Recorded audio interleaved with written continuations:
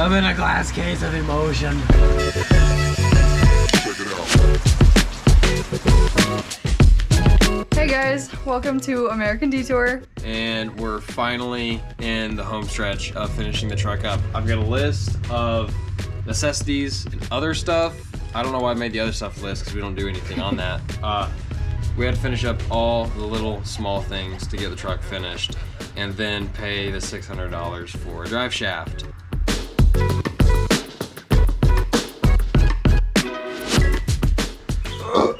Sorry. Okay, we have two lists of things that need to get done on the truck. Necessities and other stuff. Necessities isn't too long of a list, but it's throttle cable, trans mount, rear brakes, leaf spring bolts, drive shaft, battery wiring, bolt down bed. Don't know why I haven't done that yet. It's been unbolted for almost a year now. Fuel pump / hardline, because the fuel pump I put in it is absolute garbage, and I need hardline going up to the carburetor.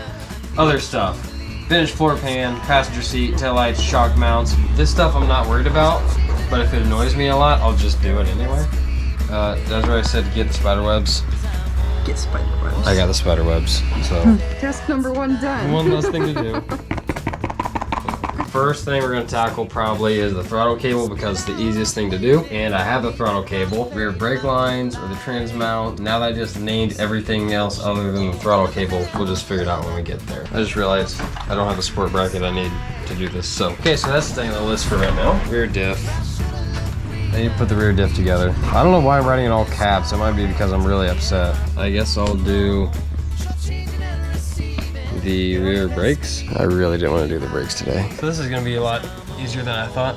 So you know you're in a bad spot when you go through and have to recheck what you needed to do to a certain thing because it's been so long since you've touched it and you forgot what the hell's going on. So long story short, I need to remount this guy and pretty much just put everything onto the union block. So as much as I realize that, you know, you gotta do a lot of stuff yourself, build a lot of things yourself when you're building a truck like this. When you're building a truck like this. But I'm really I just want it done. And I figured it'd be really simple to just throw the 2 brake lines on to the union. No, the bracket is just too big and in the way of everything now, so I have to make my own bracket. I'm in a glass case of emotion. This is what I'm talking about. That bracket, you know, that usually sits on the frame over here, you know, right there, is not gonna work. And if I put it right there, look how long this doodle is, and it's not, it's not gonna go right there. So I'm gonna have to like cut it and then bring a mount down from the bed brace to capture this guy. So I'm gonna have to do that real quick.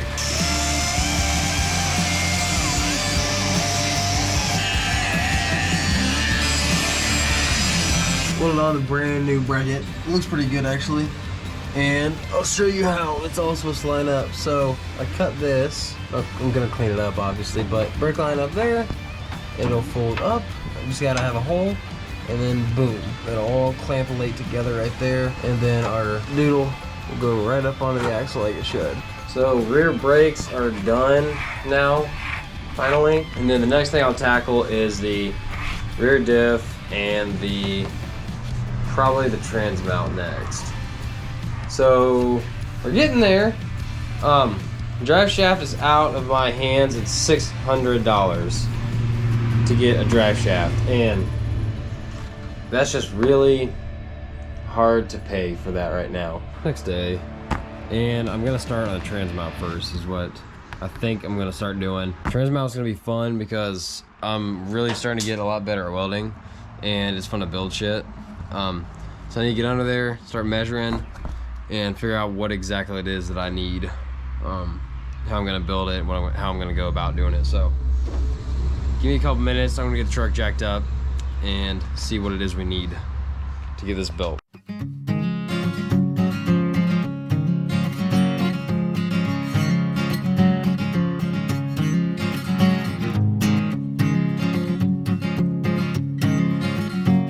There's a stock cross member right there, and what do you think of that?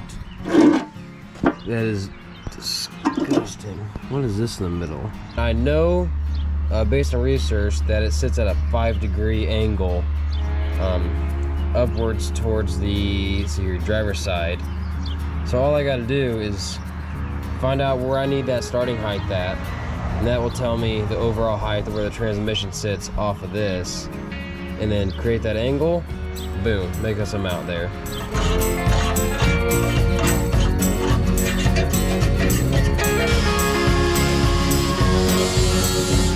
This is a little tip on how we're gonna find what angle we need to make our bracket. A little angle finder on our phone, and so we're gonna set it up on the transmission there. We're gonna be able to figure out what angle we need to make our bracket at exactly. So it is 5 degrees, just like the internet says. So we need to make our bracket 5 degrees slope upwards towards the driver's side. I really want a protractor and whatnot, but I don't have one on hand. So I think this will work just fine for us. All right, now I've got everything all made up. I'm gonna make it stronger, obviously. I'll probably put some little baby gussets in here and there, but that's our 5-degree angle triangle for that side. So I'm just gonna weld these up real fast, put a plate in the back, and I'll put probably a couple gussets in there. It's gonna be strong enough alone, because I mean, it's such a small piece of metal, there's no way really that can bend. So this is gonna be plenty strong for what we need. These are by far the best welds I've ever laid down. Yeah, I got it a little hot. That's my fault. But I got really excited, I just kept welding. So next one, I need to let it actually, give it a break for a second or two, then go back at it. They look really freaking good. That's definitely not going anywhere.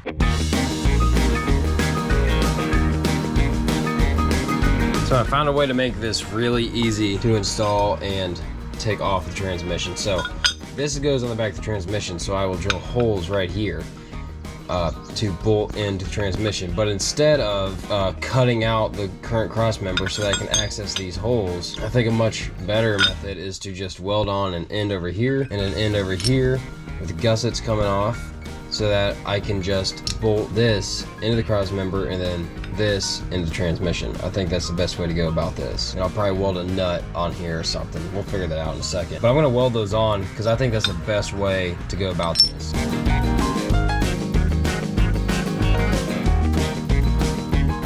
I got the new bracket bolted in to the transmission, got all the nuts welded on it, and so on and so forth.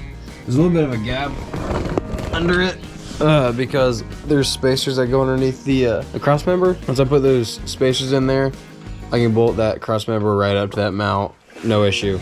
So that can be marked off the list.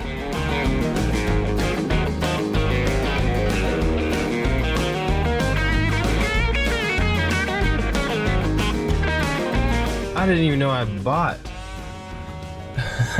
valve cover gaskets already.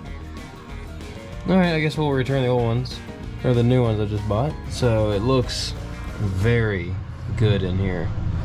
Very pleased with how this looks.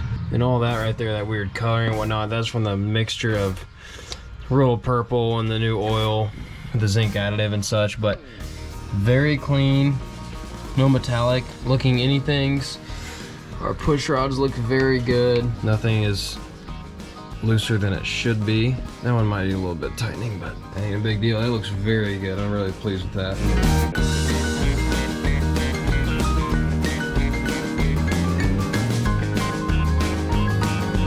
So this is something I'm gonna have to fix. This one rocker is not on that stud like at all. I'm sure it didn't damage it. If it did, I'll get another one, but this one looked pretty good. So my girl to pipe down, need it right now. Lately I've been going till the lights out. Got my face up and my eyes. We are gonna pause on doing the valve cover on this side for a second because I need to be able to have easier access to the oil pressure sending unit. So we're gonna pause on that because I'm gonna start making my gauge mounted thingy holder. I got my hole saw. I got the gauges out that I need right now. I'm just gonna get a piece of sheet metal or something, drill out my holes for these guys, and then where I'm gonna put them is where the stock radio and climate control was, which is right here, which will fit into this little slot right there. So I've got this temporarily installed in here. There's just one bolt because I want to throw the fascia on here, double check that these bolts are going to be covered and it's going to line up good with the actual fascia's opening itself. Oh hell yes! Woo! That's gonna look good. Yeah, it is. I love that. Now I just gotta drill the rest of the holes, mount it all the way up, and then I'll start drilling holes for my gauges. I'm fighting with myself over if I should paint that black or not. I love doing shit like this. Like, I like doing this random ass, like, custom shit.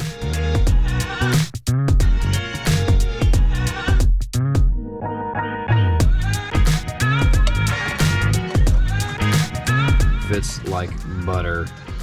So now that we got the one done, I'll take a measurement on all the locations on that one, drill us another one over here, and then my tack is gonna be bigger. It's not a 2-inch, I think it's like a 2.5, maybe a 3-inch.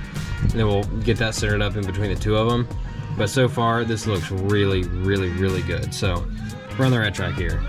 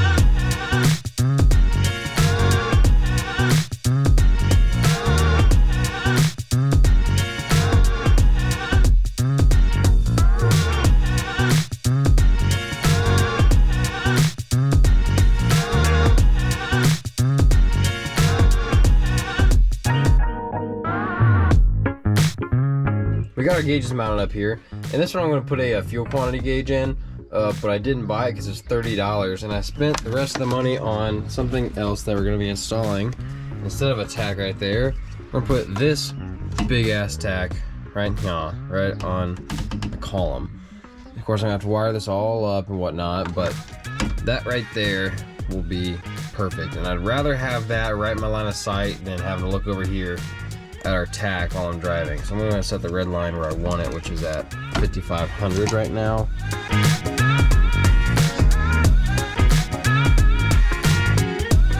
Tack is installed and it's right in line where I need it. I got my red line where I want it to right now. That's installed. These are installed and hooked up.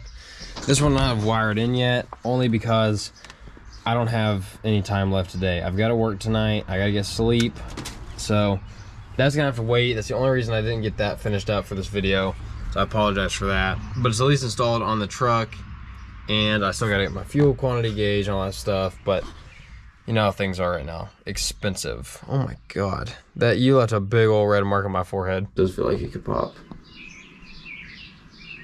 But besides finishing up the few small things left on that list, which are literally pretty much buying bolts and putting them in some places, which isn't a big deal.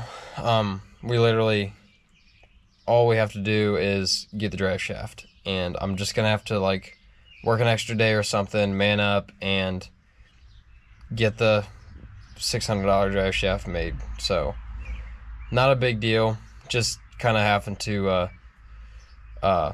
deal with spending that kind of money. So it is what it is. Thank you for watching this episode of American Detour. We got as much done on this little list as we possibly could. We've got the throttle cable we couldn't do because we couldn't get a quality throttle cable that wouldn't break on us. Transmount's done.